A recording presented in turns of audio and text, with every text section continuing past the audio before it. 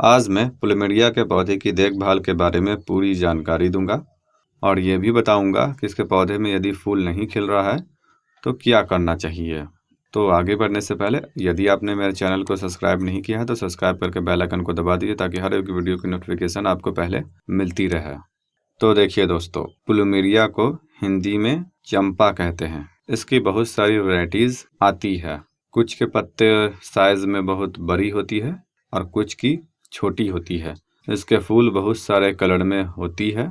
इसकी कुछ वैरायटी में फूल में खुशबू होती है और कुछ में नहीं होती है। ये पौधा कम केयर में बेहतर रिजल्ट देने वाला है, बशर्ते कि आप सही समय पर इसकी ज़रूरतों को पूरा करते रहें। तो सबसे पहले मैं बताता हूँ, यदि आपके पौधे में फूल नहीं खिल रहा है तो क्या करना चाहिए। तो देखिए दोस्तों, विंटर में इसके पौधे में इक्के दुक्के पत्ते ही बाकी रहती है, बाकी सारी गिर जाती है। फिर उसके बाद फरवरी महीने से इसमें पत्ते निकलना शुरू होती है। तो आपको उस समय खाद देना है, कंपोस्ट खाद, और उसके साथ साथ बोन मील और बनाना पील के लिक्विड खाद को भी दे देना है। यदि आप ऐसा करते हैं तो आपके पौधे में भी इस टाइप के फ्लावर बड लगेगी। और यदि आपके पौधे में फूल नहीं खिल रही है तब आपको देखना है कि आपके पौधे की ब्रांचेस कितनी लंबी है और उसका पत्ता कैसा है। यदि ब्रांचेस बहुत ज़्यादा लंबी है और पत्ता हरा भरा है तो ब्रांचेस की लंबाई इस बात को दर्शाता है कि आप इसमें नाइट्रोजन खाद ज़्यादा दे रहे हैं। और जब नाइट्रोजन खाद ज़्यादा दिया जाएगा तो पौधे की सिर्फ ग्रोथ होगी, फूल बहुत लंबे समय के बाद खिलेगी। जैसे मेरे इस पौधे में भी नाइट्रोजन खाद की अधिकता हो गई थी, तो देखिए ब्रांचेस की लंबाई कितनी ज़्यादा हो चुकी है, उसके बाद इसमें फ्लावर खिली है। तो इससे निजात पाने के लिए इसके पौधे में समय समय पर कंपोस्ट खाद के साथ साथ ऐसा खाद भी देना चाहिए जिसमें फास्फोरस और पोटेशियम की मात्रा अधिक हो। और इसके लिए आप ऑर्गेनिक तौर पर बोन मील और बनाना पील के लिक्विड खाद को दे सकते हैं। और यदि आप केमिकल देना चाहते हैं तो कंपोस्ट के साथ साथ डीएपी या फिर एसएसपी और पोटास को देना है। डीएपी और एसएसपी में किसी एक को ही देना है। इन दोनों खाद में फास्फोरस की अधिकता होती है।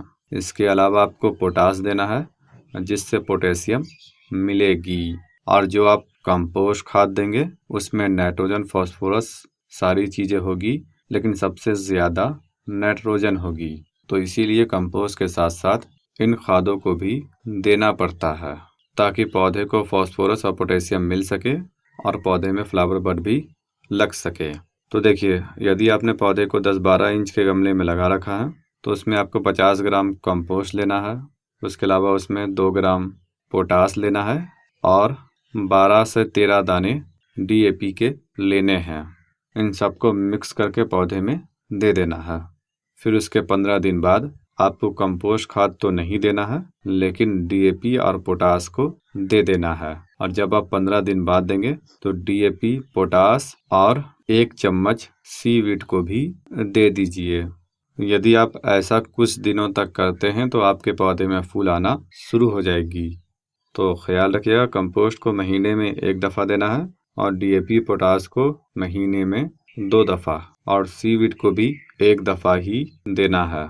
और खाद देने के साथ साथ इस बात का भी ख्याल रखना है कि पौधे को फुल डे की सनलाइट में रखना है, वैसी जगह पर रखना जहाँ पर सबसे ज़्यादा सनलाइट पड़ती हो। लेकिन हाँ, जब मई जून की तेज़ गर्मी होती है तो इसके पत्तों के एज एरिया जलने लगती है। तो अगर पत्ते का किनारा जल रहा है तो आपको दोपहर की तेज़ धूप से पौधे को हटा देना है, या फिर मई जून की तेज़ गर्मी में पौधे को ग्रीन नेट के नीचे रखिए। बात की जाए इसके पोटिंग सॉइल की, तो इस पौधे के तने में पानी भरा हुआ होता है, जिस वजह से वेल ड्रेन सॉइल में ग्रो करना ज़रूरी है। इसके लिए आप 40% सैंड में रिवर सैंड ले सकते हैं, 30% कंपोस्ट और 30% मिट्टी को मिक्स करके पौधे को लगा देना है। पॉट साइज डिपेंड करती है कि आपका पौधा कितना बड़ा या फिर छोटा है। यदि ये पौधा ज़मीन में लगा हुआ है तो इस पौधे की ऊंचाई 7-8 फीट तक चली जाती है, लेकिन आप गमले में लगा रहे हैं तो आपको पौधे के हिसाब से गमले का सिलेक्शन करना चाहिए। यदि आपका पौधा 10-12 इंच का है तो आप 8-10 इंच के गमले में लगा सकते हैं। जैसे जैसे रूट बॉन्ड होते जाए वैसे वैसे आपको गमले के साइज को बढ़ाते चले जाना है। और इसके अलावा मैंने इसे 8 इंच के गमले में लगा रखा है और इस पौधे की लंबाई लगभग 3 फीट हो चुकी है। मैं इसे कुछ दिनों के बाद इससे बड़े गमले में रिपोर्ट कर दूंगा। बात की जाए वाटरिंग की, तो इसके पौधे में पानी देने से पहले मिट्टी को चेक करना है। जब हाथ की उंगली को 1-1.5 इंच तक धंसाया जाए और नमी का एहसास ना हो, मिट्टी सूखी लगे, तब आपको पानी दे देना है। और यदि आपने बड़े से पौधे को छोटे से गमले में लगा रखा है, जैसे कि मैंने लगा रखा है, तब इस सूरत में गर्मी के दिनों में आपको हर दिन पानी देना पड़ेगा। और गर्मी जब ज़्यादा होगी तो 2 दफ़े भी पानी देना पड़ सकता है। तो खैर, पानी मौसम के हिसाब से और मिट्टी को चेक करके देना है। खाद के बारे में मैंने शुरू में ही बता दिया है। जैसा मैंने बताया है, आप उसी तरीके से खाद को दे सकते हैं। बात की जाए इनमें लगने वाली डिजीज़ की, तो वैसे तो इनमें कुछ खास बीमारी नहीं लगती है, लेकिन कभी कभी देखा जाता है कि इसके फ्लावर पर लगती है लेकिन खिलने से पहले गिर जाती है। तो वैसा बहुत सारे कारण से होता है, जिनमें से कुछ कारण है धूप का ना मिलना। अगर कम समय की इसे धूप मिलती है तब भी इसके फ्लावर खिलने से पहले गिर जाती है। इसके अलावा अगर इसके फ्लावर बड में एफिड्स या कोई कीट लग जाती है तो इस सूरत में भी फ्लावर खिलने से पहले गिर जाती है। तो कीट से निजात के लिए आप किसी भी टाइप के ऑर्गेनिक कीटनाशक या फिर केमिकल इंसेक्टिसाइड का इस्तेमाल कर सकते हैं, लेकिन आम तौर से इसके फ्लावर बड कम गिरती है। यह पौधा काफ़ी हार्डी होता है। बात की जाए इसकी कटाई छटाई की, तो आप इसके पौधे की कटिंग सितंबर-अक्टूबर में कर सकते हैं, जब फ्लावर खिलकर ख़त्म हो जाए और विंटर की शुरुआत हो। और इसके अलावा दूसरा मौका आपको कटिंग का मिलता है स्प्रिंग सीजन में, यानी कि फरवरी के महीने में। फरवरी के शुरू के हफ्ते में इसके पौधे की कटिंग कर दीजिए। जब भी आप इसकी ब्रांचेस को काटें तो काटने के बाद कटे हुए हिस्से पर फंगिसाइड को ज़रूर लगा देना है। इनमें फंगस लगने की शिकायत सबसे ज़्यादा होती है। और इसके अलावा एक बात और, इसकी ब्रांचेस आम तौर से खुद ब खुद डिवाइड हो जाती है। जैसे देखिए, यहाँ पर फ्लावर बंच निकला था तो 2 ब्रांचेस दाएं बाएं निकल चुकी थी।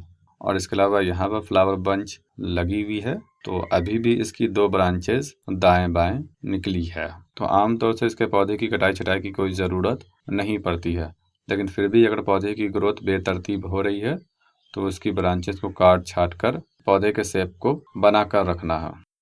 इसके अलावा आप कटी हुई ब्रांचेस को कटिंग के तौर पर इस्तेमाल कर सकते हैं।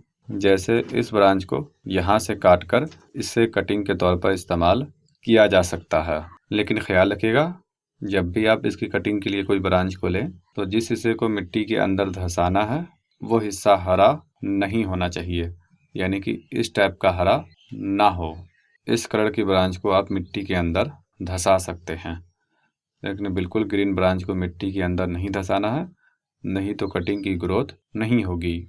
और कटिंग लगाने से पहले ब्रांच को पौधे में से काटना है, उसके बाद 1-2 दिन के लिए छायादार जगह पर सुखा लेना है, उसके बाद ही कटिंग को लगाना है। और इसके अलावा एक ज़रूरी बात, जब भी आपके पौधे में फ्लावर बंच लगे तो आपको इसे नहीं तोड़ना है। यदि आप तोड़ देते हैं तो उस साल हो सकता है पौधे में फूल ना खिले। तो जब इसके पौधे में फ्लावर बंच लगने के बाद सारी फ्लावर खिल जाए तब आप इसे काट कर हटा सकते हैं।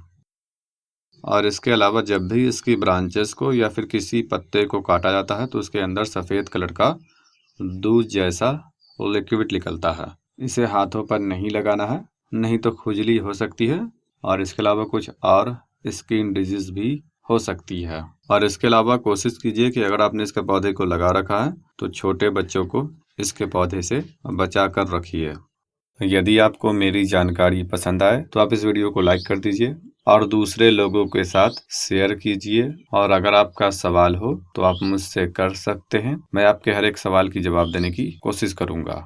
तो उम्मीद है आपको ये जानकारी पसंद आई होगी।